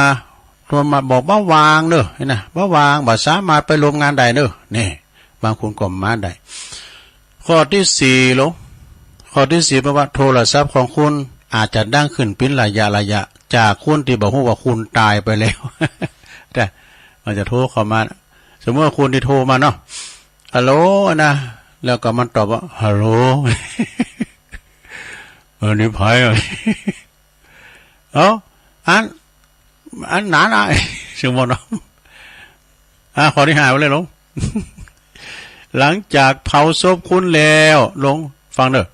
ว่าหลังจากเผาศพคุณแล้วทุกคนต่างก็จะแยกย้ายเหมือนบ่มีอันหยังเกิดขึ้นแน่เนาะต่างคุณต่างแยกย้ายกันไปนะไฟติดแล้วต่างคุณต่างไปข้อที่6หลังจากเผาศพแล้วลูกที่เราเฮาฮักโหงนักหนาเนี่ยก็จะแยกย้ายกันไปทำการทำงานทำหากินเปิดดำรงชีวิตกันเปิดเอาตัวหลอดนี่นะต่อไปข้อที่7แล้วลงข้อที่7แปลว่าตีทำงานของคุณก็จะรับคุณใหม่เข้ามาทำงานแทนคุณบ่มีคุณเขาก็อยู่ได้แต่กันเนาะนะเปิดก็หาคุณใหม่มา8ข้อที่8ลงเด้อบุญลดบุญถนนล้านก้าก็ดีที่คุณเคยไปกินไปแอวนะร้านการ้านขายร้านเหล่าต้องอย่างก็ตามเถอะก็ยังเปิดตามปกติแม่บ่มีเฮาบ่มีลูกกะอื่นก็ต้องมีนี่แต่กันเนาะข้อที่9ลงบ่เกิน6เดือนนะบ่เกิน6เดือนเพราะหยังบ่เกิน6เดือนนี่นะกูฮักกูชีวิตกูตุกุยาของคุณนี่ก็จะต้องขายโหกะโหล้อล่าว่ากับโลกโซเชียลได้เป็นปกติลืมคุณไปเลยนะดีมดีก็เอาหูใหม่เนาะข้อที่10ครบ100วันนะลงเด้อครบ100วันหรือว่าครบขวบครบปีเขาอาจจะทำบุญระลึกถึงคุณพองแล้วจากนั้นคุณก็ค่อยๆหายไปจากความทรงจำของทุกๆคนนี่แหละคือบริบท1ชีวิตเนี่ยคุณเป็นมนุษย์ครั้งเดียวเท่านั้นเนี่ยอย่าคาดหวังว่าจะได้เกิดอย่าอีกบ่มีภัยหาประกันได้แต่กันเนาะสระอย่ารู้ว่ามันจะเนาะบางทีนี่อันเนี้ยบางทีเนี่ยเทวดายังเกิดมาเป็นมนุษย์เทวดาตกสวรรค์เนาะมีแถมเรื่องนึงเรื่องบุญนะครับเราเนาะเรื่องบุญเรื่องกรรมเปิ่นว่าเรื่องบุญเรื่องกรรมนั้นมีอยู่จริงคำว่าศีลต้องเสมอจึงจะพบจึงจะได้พบนั้นเป็นเรื่องจริงนี่แล้วก็บุญมีแต่กรรมบังอะไรไปเจอบุญมีแต่กรรมมาบังไงนะจะได้หันลมปอมแต่นี่แหละอันตรธานหายไปบุญมีแต่กรรมมาบังสำหรับคุณที่ยังบ่ถึงเวลาของเขาต่อเฮาเขียวเข็นเต่าใดเขาก็บ่มีวันสนใจมีความหวังดีในความหวังดีของเฮาเพราะเขาถูกกรรมบังแน่เนาะกรรมมีบุญมีแต่กรรมมาบังไหนบุญบ่ถึงหรอถ้าหากว่า บุญบ่ถึงนี่นะเพิ่นก็บอกว่าต่อเฮอันยืนความจวยเลอไปกูสิ่งกูอย่างใดก็ไล่ผลเนี่ยบ่ได้ผลนะเอาหนังสือดีๆคืออ่านก็ดีนะเอาไปวางอันเขาก็ดึงบ่อ่านออกเงินไปให้เขาไปสัมมนาอบรมเขาก็บอกไปเนี่ยไปก็ไปฟังก็รับเฮ้ยแค่ขาดกับตั้งออกของชีวิตอยู่ล่ำไปนี่ไปก็ตั้งใจฟังแต่คือแล้วตกลงฟังท่านพระครูกัลยาณปราโมทย์ปนไปอบรมเนาะตีปุ่นดอยสัพพันยูปอจานก็ไปโบตุเจ้าก็ไปก่อนเปิ้นก็ได้รับความรู้จะดีนะแม้ว่าเปิ้นแบ่งบ่ายมากก็ดีเปิ้นก็มีได้ความรู้จะดีเผชิญกรรมเหรอเผชิญกรรมแห่งกรรมเนาะเผชิญกรรมทุกคนต้องเผชิญต้องพบเจอช่วงหลุมดำของชีวิตเนี่ยมันจะมีเลยเนาะคุณเฮาต้องประสบพบเจอเหมือนกันหมดเผชิญกับกรรมมิสะ กรรมดีกรรมบ่ดีเนาะกรรมขาวกรรมดำต้องเผชิญกรรมนะก็ต้องเผชิญกรรมขวายคว้าหาทางออกยังบ่ได้ยังบ่เจอหรือต่อมีอีกมีทางออกคุณก็มองไม่เห็นเพราะบุญไม่ถึงแน่แต่กันเนาะสะดาเนาะบุญบ่ถึงเอาละถ้าบุญถึงละบุญถึงนั้นในวันที่ทุกอย่างดูสิ้นหวังนะโอ้หมดเนื้อบาดาโตสิ้นหวังละเดี๋ยวนี้นะอยู่ดีๆต่างหลอดก็มาพร้อมกันหมดเนี่ยเจอแต่หนังสือที่ดีๆเจอแต่คุณดีๆเจอแต่โอกาสที่ดีๆเนี่ยทั้งหมดนี้ก็เพราะบุญถึงแล้วนั่นเองอันนี้นะเอาถามกันนะหลวงนะบุญนะทำอย่างได้บุญถึงเนี่ยจะฮือมันบุญถึงนะหลวงแต่จริงแล้วคำว่าบุญเป็นว่าตีความว่ามันคือพลังงานด้านบวกพลังงานด้านบวกเนอะถ้าเฮาทำให้จิตใจอยู่ในอันพลังบวกบุญนั้นก็บุญที่ว่าก็จะค่อยๆสะสมจนบุญถึงนี่อันนี้นะแล้วก็ทำไปเตอะนี่ล่ะทำไปเตอะทำบุญไปเตอะก็หมายความว่าสั่งสมบุญไปเลยทำโดยบ่หวังผลตอบแทนอย่างรวมกิจกรรมการกุศลต่างๆให้อภัยบ่คิดยึดติดอย่างสักอย่างนี่นะเนาะอันนี้ก็คือทำไปเตอะบุญสะสมบุญไปนะแล้วก็มีทรัพย์ก็พึ่งหือต้านเนอะมีทรัพย์สินบัดต้านนักก็ต้านหน่อยเปิ้นมีนักก็ต้านนักบนเฮามีหน่อยก็ตามบาทตามแห้งไปนะเพราะว่าหือทรัพย์พึ่งหือต้านมีทรัพย์พึ่งหือต้านนะจะไปทีนี้ทีเหนียวนั่นแหละเพราะว่ามีความโหพึ่งหือวิทยาทานเนี่ยมีแห้งหือกำลังจ่วยสังคมบ่มีแห้งก็ขอเพียงรอยยิ้มให้กันและกันก็พอโอโต้เขาทาหน่อยนี่นะเพราะว่ามีทรัพย์ก็แบ่งกินแบ่งต้านไปนะลงเนาะแบ่งกินแบ่งต้านไปคุณเฮานี่เฮาอยู่มาถึงวันนี้ก็เพราะว่าบุญเก่าเฮาหรอเฮาก็สร้างบุญใหม่ไปแถมเนี่ยมีความถ้าเฮามีความรู้ก็วิทยาทานแนะนำที่เปิ้นบ่ฮู้ไอ้น่ะเนาะถ้าเฮามีแฮงก็ช่วยเหลือเฟื่อฟ้าเปิ้นมีการไม่งานก็เปิ้นว่าขนขวายนะวิยาว่าจะไม่ขนขวายช่วยเหลือเปิ้นพี่น้องชาวบ้านงานศพงานสาก็ดีคุณโตคุณเต้นไอ้น่ะบ่มีแฮงไอ้เนาะก็ขอเพียงแต่รอยยิ้มเท่านั้นก็พอนี่แถมกรรมนึงหลงที่คุณบังเอิญผ่านมาอ่านบทความนี้นะนั่นเพราะเราศีลเสมอกันแต่กันเนาะคุณเอาในได้ยังก็ตามถามครูบาอาจารย์ประวานะโปก็ได้เมก็ได้ถามว่าไปที่ไหนนะศรัทธาเสมอกันศีลเสมอกันใจตรงกันเนี่ยมันได้คัดกันดูนะไปกันหล่องเนี่ยมันได้บ่คัดกันเปิ้นกินโตกินเปิ้นตานโตตาเนี่ยนะบ่ได้ทันทีทีเหนียวเปิ้นว่าที่มาบังเอิญผ่านมานะที่คุณบังเอิญผ่านมาอ่านบทความนี้นั่นเพราะเฮาศีลเสมอกันและบทความนี้ก็มีจุดประสงค์เดียวกันอยากให้มันสร้างบุญแน่การมันสร้างบุญนะลงเด้อบุญมีอยู่จริงบุญไม่มีแต่นะลงนะบุญมีอยู่จริงบ่ต้องรอเพิ่นว่าและบ่ต้องรอจัดหน้าแล้วใจจัดหน้าแล้วผลก็ออกมาหันในจัดนี่อย่ามั่วอ่านแล้วก็ปล่อยผ่านไปเนี่ยคุณ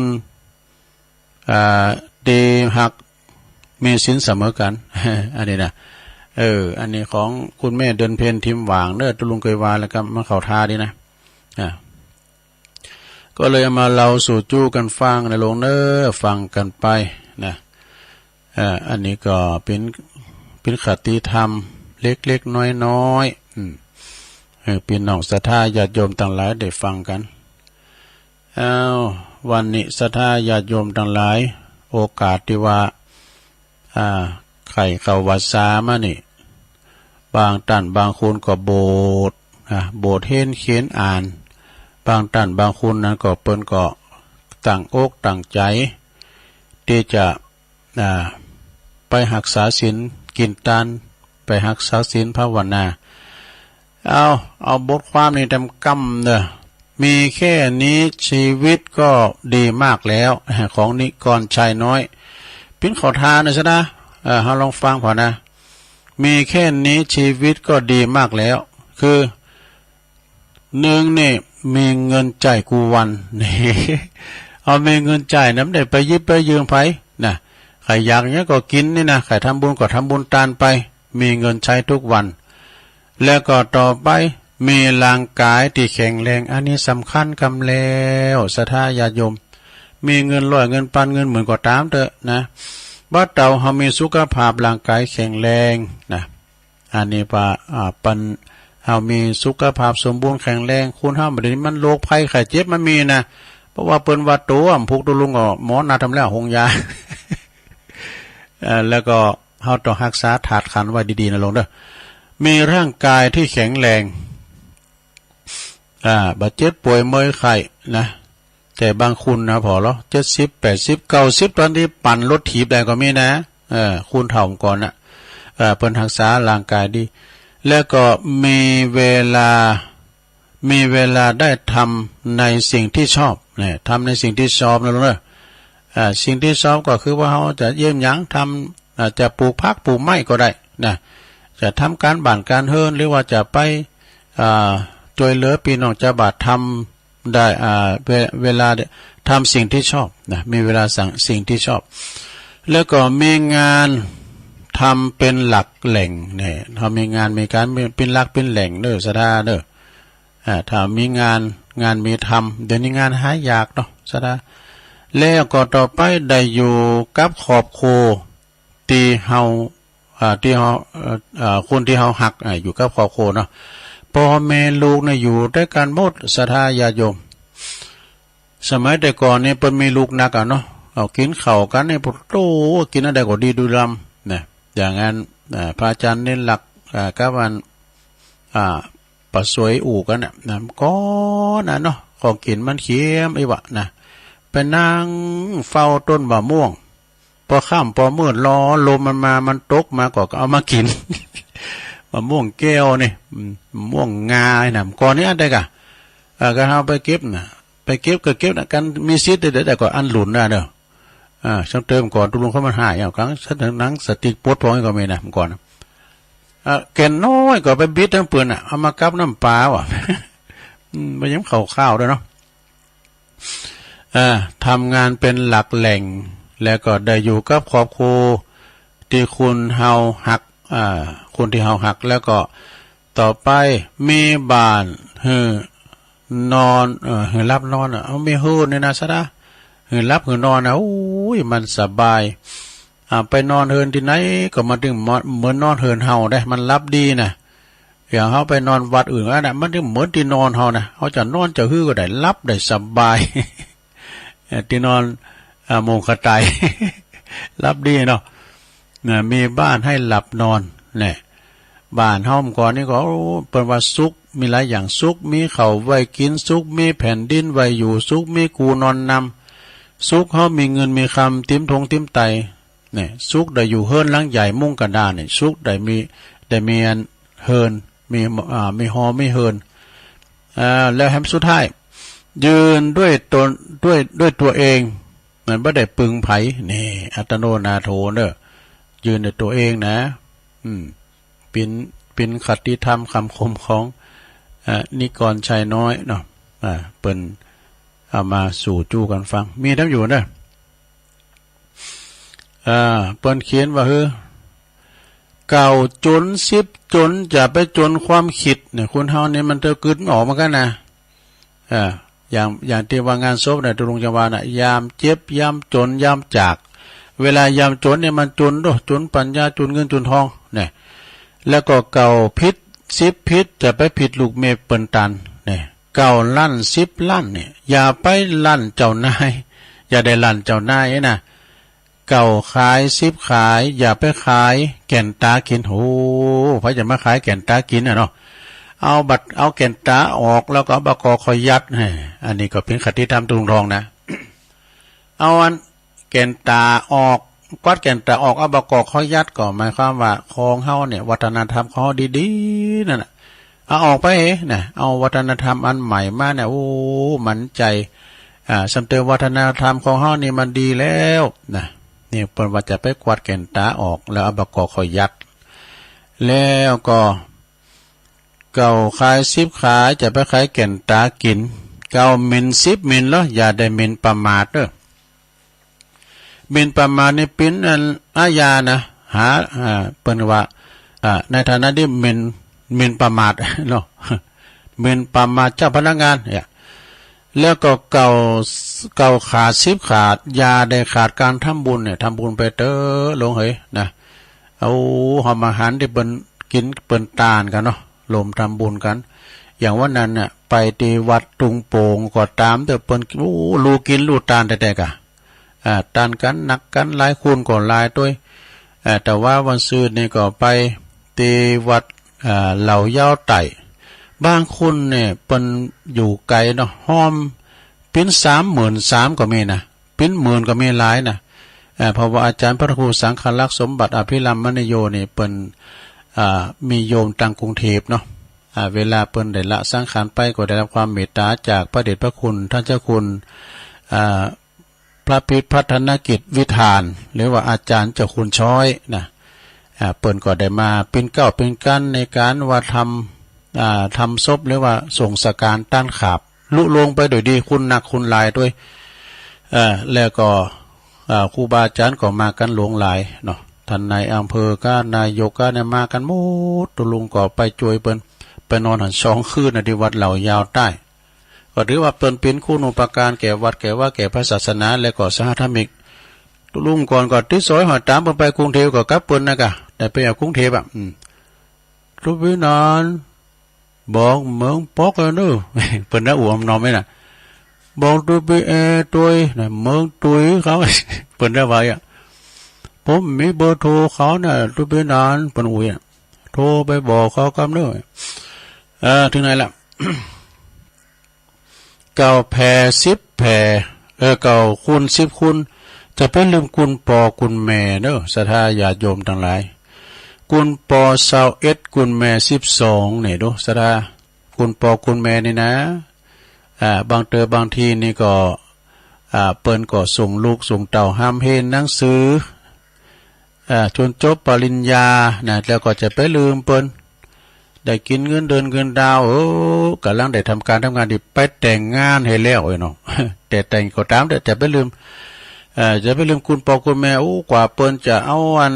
สุงหามสุงเฮน่ะเสียงนาไปขี่ปันเสียงนาไปขี่หอมเนาะเสียงโง่เสียงควายไปขี่โตมันเห็นเดี๋ยวนี้มันแปลงอย่างเนาะฉะนั้นก็จะไปลืมลืมคุณพ่อคุณแม่เปิ้นว่าเก่าแผ่10แผ่บ่เต่าแผ่เมตตาเด้อนี่แผ่เมตตาเด้อศรัทธาญาติโยมทั้งหลายแผ่เมตตาไปหาสัมภสัตว์ทั้งหลายแผ่เมตตาให้กับตัวเองนะแผ่เมตตาไปหาศัตรูต่างๆแผ่หมดนี่อันนี้แผ่เมตตาเก่าหา10หาบ่เต่าหาความหูแต่กันเนาะเปิ้นทำเปิ้นเฮ็ดกันนี่อย่างอาจารย์พระครูกัลยาณปราโมทประวาเนี่ยขนาดระดับรู้เจ้าประมาณด็อกเตอร์กัมจักการเนี่ยเปิ้นเฮนมาตะฮือแล้วแล้วเปิ้นมานั่งสอนเฮาได้เฮนกับเปิ้นเปิ้นมานั่งสอนเฮาเนี่ยก็เป็นบุญแท้ๆเฮาต้องไป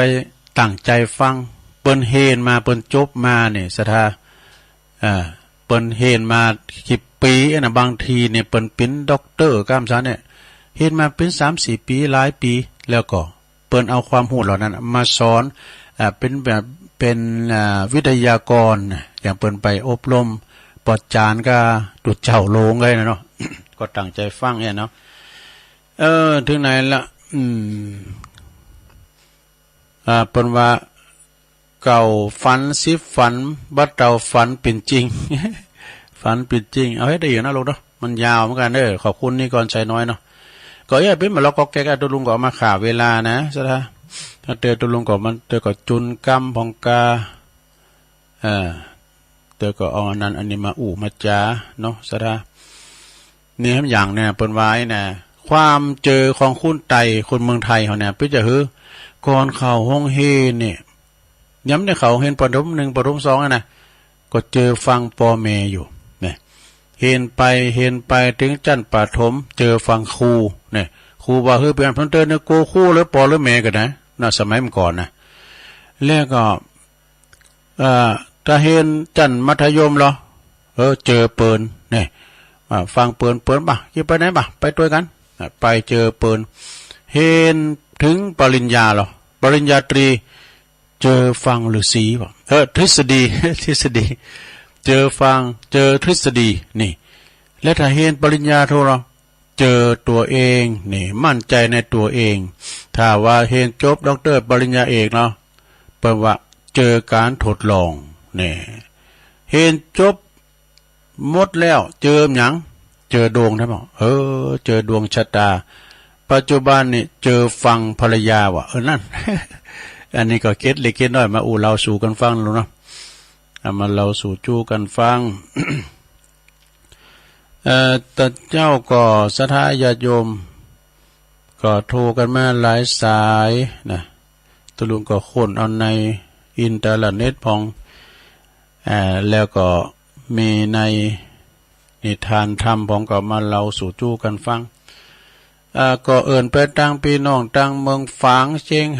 เมืองฝางก้านี่เนาะเอิ่นไปตั้งคณะสัตว์ตามเมืองฝางก็รอหลับเนาะรอหลับไปปะกันในงานบุญตานตีนหล่อตีนคำซาแล้วกันดูเนาะเพราะก่อนคำซาไอ้เนี่ยก่อนเดครูบาอาจารย์เปิ้นพิจารณาเดี๋ยวมันขได้อยู่นะไปกินแป๊ดตานที่หันที่นี่พองเอาข่าวเอาก็เข้าวาซาแล้วก่อนหลังงาน12วันเม1วันที่13เนาะวันที่13ก็ไปกินแป๊ดตานกันตานตีนนะที่วัดพระบาทอุดมห้วยงูในลายตีลายตั้งโดยกันเนาะสะดาแล้วนั่นก็เฮาก็จองรถจองคุณกันไว้เนาะเดี๋ยวกันสายนี่เจริญพรนมัสการเจ้าตุลุงอันนี้ตอนได้จะได้รายการตุลุงออกเนี่ยฟังเนี่ยก็ชัดเจนเนาะแม่เนาะเจ้าชัดเจนดีเจ้ายินดีเนอะอยู่เล่นบุญปานหน่วยงูในโอ้แม่บุญปาน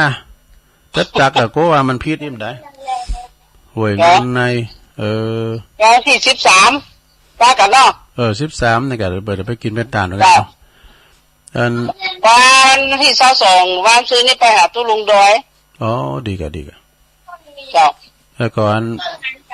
พวก13ก่อนเนาะไปตานกันปุ่นไปป้ากันปุ่นวันนั้นก็เจอบ้านเจแล้วอันนี่เนาะแล้วพี่พันธุ์กระดงได้สบายล้านเพื่อเนาะล้านเพื่อก็ล้านจะใหญ่แล้วร้านนาพันร้านนาพันแต่ตอนเจ้าในตุลุงจะมาบ้านมาวัดมาบ้านก่อนไปสันเพียนพวกก้าเนาะเดียกะบาดปฏิซ้ำหลังอ่ะนะขอบคุณในบุญปันหวยงูในฟางและมาแล้วสาธุก่อน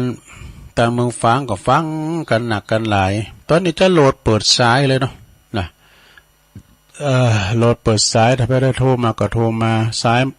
ตอนโซนที่2นี่จะห่างหน่อยใครได้โทรติดก็โทรมาตอนนี้นะ0899556506ได้รับรายงานว่าทางดอยสะเก็ดเนี่ยฝนตกฟ้าห้องขนาดนี้นะเต็มมื้อนะ ฝนตกขนาดนี้ว่ะฟ้าแพะฟ้าห้องตัวก็ถ้าได้แต่พูดนี่ตกมันได้เนอะทางดอยสะเก็ดทางสันกำแพงปุ่นน่ะตกหนักตัวแล้ววันนั้นก็ดอยสะเก็ดเราที่มาแห่นะคณะสิงหาราชศิลป์ดอยสะเก็ดเนี่ยเป็นมาแห่ที่งานขาวดำที่วัดเหล่ายาวใต้ก็เป็นตาดิมนในงานอันนี้ครูบาแอดเปิ้นหาเป็นเจ้าภาพหมดนะท่านพระครูบดิกาจรูนฐานะทินโนเนาะเจ้าคณะตำบลเหล่ายาว วัดเหล่าย่างเหนือเจริญปอนมาทำสายหนึ่งกาไปสาเจ้าตะลุงโอ้บสะดุงไม่สิท้อนะเจ้าโอ้น้องบัวใจประการเนาะเจ้าพี่หยางน้องบัวใจประการเนาะเสียงบนปล่อยดิเจ้าชัดเจนในวันนี้นะตะลุงพระบาทรู้มาเจ้าโอ้ดีแล้วฟังกันไปพี่น้องใช้ประการมาละหนึ่งแล้วเด้อมึงฟังหนึ่งแล้วไม่ปะยินดีเด้อบุญรักษาเด้อสาธุอ้าวมึงฟังมาแล้วอ้าวเจริญปอนเราไม่สวดเจ้าท่านนั้นแม่จันสีสุขาเด้อนี่นะจันสีสุขาเด็ดฮ้อนแม่น่ะเด็ดฮ้อนได้กันแจงหัวลินอันตอนนี้ก็อันน่ะฮ้อนยินดีแม่หลายๆเด้อแม่จันสีแจงหัวลินสุขาสาธุ0899555656เข้ามาใหม่จะโทรมาตักตายปาใสกันนะสายต่อไปเจริญปอนเราไปสาเจ้าตะลุงแม่พี่มาแล้วแม่สมภาษณ์เจ้าเมื่อเริ่มได้โทรหาตะลุงเจ้าให้หลับแม่ย่อยสันทรายเนาะคุณมาตกแล้วเด็กจะแรกจังเลยสันทรายเหมือนกันตอนนี้ก็มีเหรอตอนนี้ก็ตกโอ้ขอบคุณแม่สมภัทรหลายๆเจ้ากำลังแจกตะลุงนะเจ้าขอบคุณหลายๆเราไปสาเจ้าสันทรายเจริญปอน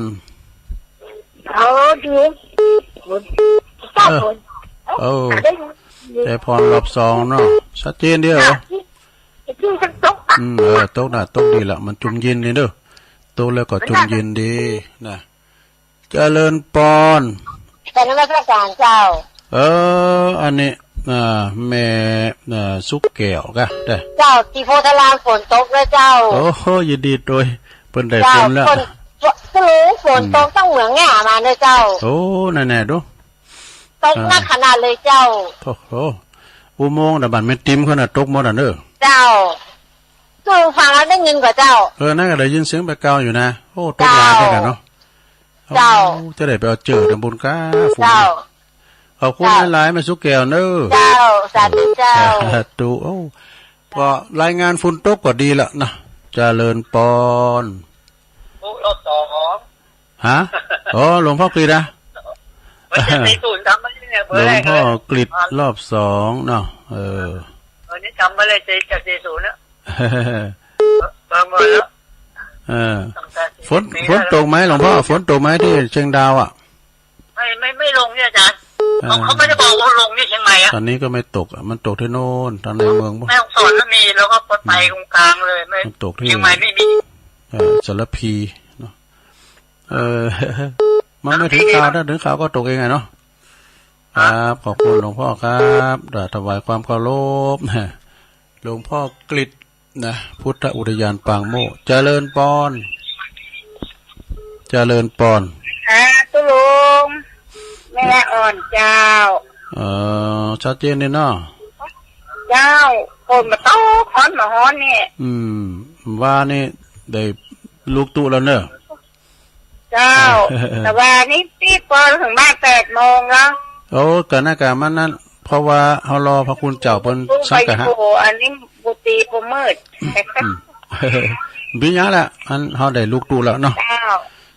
ขอฝากคนเด้อเป็นหยังมันจะเอาไม้มาให้ดูถ้ามาได้ไม่หาขอฟังก่อนพ่อได้ลูกตู้เด้อเขามันซาเนี่ยมารวมกันเนี่ยมั่วกะเขาบ่สดเนี่ยมั่วกะดีอกดีใจจังเนาะสาธุเจ้าโตยินดีแม่หลอนเด้อเป็นแม่ตุละดีใจแท้แล้วอนุโมทนาบุญด้วยเพราะว่านี่บท4 ตุนกันเนาะต่างกันบ้านห้องก็มงวัดห้องก็มงก็มา2 ตุนกันเนาะอดีตเจ้าวาดเหมือนกันนะแล้วก็สันปุณน้ำตุนเนาะที่วัดปากตั้งเจริญแต่บ่อยู่ไม่ห้อยนะไม่ห้อยในบ่ เจริญปอนเจ้าตะวันสาเจ้าตัวลุงเป็นบุญโหอันไหลไปไปใส่หินใส่ตัวลุงไม่ใส่พี่นะเจ้าอันพุทธจะรายการตอนเจ้ากับเจ้าวันพัดอย่างวะนี่ไปจะได้ยินหนำเดี๋ยวนี้ตัวลุงก็จัดนะกะวันพัดกับวันเสาร์น่ะเจ้าอันเสาะไหลหาจ้างยังมีเลยเนอะอย่างนั้นฮะจะได้ยินหนำกูเตือนนะแต่ว่าถามหาเนี่ยว่าอย่างมาซอยน่ะเพิ่นถามหากันไหนจังซอเฮาไม่ไหนกะจะเอาสายไฟวัดจอจะได้กระจายเอาลงกระจายเพราะว่าตั้งใบกระจายไม่ได้ยินเลยฟังตามนิดเอากะจะได้พวกนี้ก็ลุงมาจักจ้าเราไม่ติดบุญโหวันพัดหลานไปป้าเขาจะแล้วเดินนี่ขึ้นชัดเจนนะขึ้นได้ยินนะเจ้าดีกะชัดเจนเจ้าแล้วชัดเจนแต่เจ้าเขาจะรังใจตัวลุงเนอะขอบคุณแม่สายพินหลายๆเนอะเจ้าขอบคุณเจ้าสาธุเจ้าโถอันนี้เป็นบุญว่ะเปิดไล่ไปแล้วมาปะเสียงตัวลุงว่ะกลางวันนี่นะแต่เมื่อเจ้าขึ้นได้ยินว่าต้องรอไล่หาแต้ๆก็นี่มันหลายคืนเหมือนกันนะเป็นวันไล่พอแล้วมันปะนะก็จะถามไปว่าตุงปวงวันนั้นมาก็แฮ่นะกันมาก่อนนี่แสดงตัวมาซอยสักบทเอามาซอสักบทนะเอามีก่อนทำ10 นาที0899556506นะวันนี้ก็ศรัทธาญาติโยมเมื่อค่ำยามคืนก็ฟังท่านพระมหาเสาแก้วไม่ใช่ค่ะวันนี้วันจันทร์ก็ฟังอาจารย์ครูบาดอยกันเนาะถ้าว่าตั้งสายเฮาไปนะครูบาดอยท่านพระครูปฏิภาณธรรมทินทุกคืนวันเสาร์เพิ่นก็จะมาออกรายการเนาะก็ทบทวนสายต่างๆเด้อก็แม่บุญปันห้วยงูในเด้อเมืองฝางเด้อแม่บุญปันเด้อห้วยงูในเมืองฝางก็ขอบคุณหลายๆแม่บุญปันจะไปกินข้าวบ่ไหนน่ะฉันเจ้าบอกแม่สีทอนหนองบัวชัยประการอันนี้เพิ่นก็จะไปว่าเพิ่นว่านะไปกินไปทานด้วยกันแม่จันสีสุขาแจงโฮลินนี่ก็เมืองฝางเด้อแม่สมผัดแม่ย่อยสันทรายเดี๋ยวก่อนนะครับสายกันเด้อมีอยู่จ้ะเจริญปอนเจริญปอนสายที่19แม่หยังมึงอันที่ลำปางถ้าน้ำไหลเย็นประทาดับปิดนะอันนี้แม่หยังแม่บุญรัตน์ไว้มากค่ะแม่หยังกับบุญเนาะบุญรัตน์แม่บุญรัตน์เนาะแม่บุญรัตน์ไกลมากดิอยู่ไหนลำปางอ่ะอยู่ลำปางกะฮะอยู่เจ้าโฮมเนอะเจ้าโฮมกับลำปางนะกันเนาะแม่บุญรัตน์แม่ฟังคืนไหนตั้งคืนบุญจวาดเนาะบุญจวาดจ้ะเด็กลำปางมาสายเดียวเลยวันนี้นะเจ้าโฮมลำปางปุ้นถ้าจะตกเนอลำปางยินดีเนอแม่เนอแม่บุญรัตน์เนาะเจ้าโฮมลำปางแม่ฟองเขาถ้าจะไปสอเฮ็ดจ้ะแต่เจ้าก็มียายพรรอบ2ตัวนะแม่สมผัดแม่ย่อยสันทรายไม่ได้โทรมามื้อละแม่สุกแก้วสีโพธารามฝุ่นตกขนาดนักว่ะนะตังอุโมงค์ปุ่นน่ะฝุ่นตกไปแผ่วปุ่นกะแล้วก็มีน้ำสายขาไปละเจริญปอนสายที่20สุดท้ายไว้สาวจ้าอาจารย์ตู่แม่ยังแม่ท้ามันฝ่อนเจ้าแม่ท่าเนาะบ้านฟอนนี่เจ้าบ้านฟอนนี่อยู่อำเภอหยังอำเภอเมืองเจ้าลำปางเนาะเจ้าฟังดีลำปางมาแล้วบุญยบาทเจ้าดีกะฟังตู้ลุงตลอดเลยเจ้ายินดีโทรมาพ้องกันเด้อทุกส่วนทุกองค์เลยเจ้าผู้ก็ฟังพระอาจารย์เน้นหลักแหมมีกติมีอย่างดีอกดีใจอาจารย์ไม่ยินอะไรเจ้าดีแล้วขอบคุณแม่ท่าเจ้าเป็นกำลังใจให้ตู้ลุงเลยเจ้าอันนี้บ้านฟ้อนลำปางบนเนอร์นี่นะขอบคุณหลายเจริญปอนหลวงพ่อกฤษรอบ2เนาะและแม่ละอ่อนคงเป้าปิ้นเมตุละเนอ ดีอกดีใจเหมือนได้แก้วได้คำแม่สายเป็นกัลยาไหลมาจับตุลุงพอดีเป็นบุญตุลุงนะมาเจ้าบัดได้ยินลงไหลพอดีเลยนะแม่บุญรัตน์เจ้ห่มลำปางเนี่ยแล้วก็แม่ทาบ้านฟ้อนลำปางแม่ทามาเอาบ้านฟ้อนมาซองไล่กันนะลำปางได้อยู่เศร้าสายพอดีนะก็ขอขอบคุณกูเสงกูสายตัวลุงก็บริหารเวลามาครบ2 ชั่วโมงก่อนนำรายการจากลาสถาไปก่อนพักกันวันจันทร์หน้าเนาะสถาวันจันทร์หน้าก็พักกันมาอยู่ดีมีสุขอายุมั่นขวัญยืนมีโจกมีใจเหมือนกันจุโคนจุตานจัตตารุธรรมาวตันติอายุวันโนสุขังปะลัง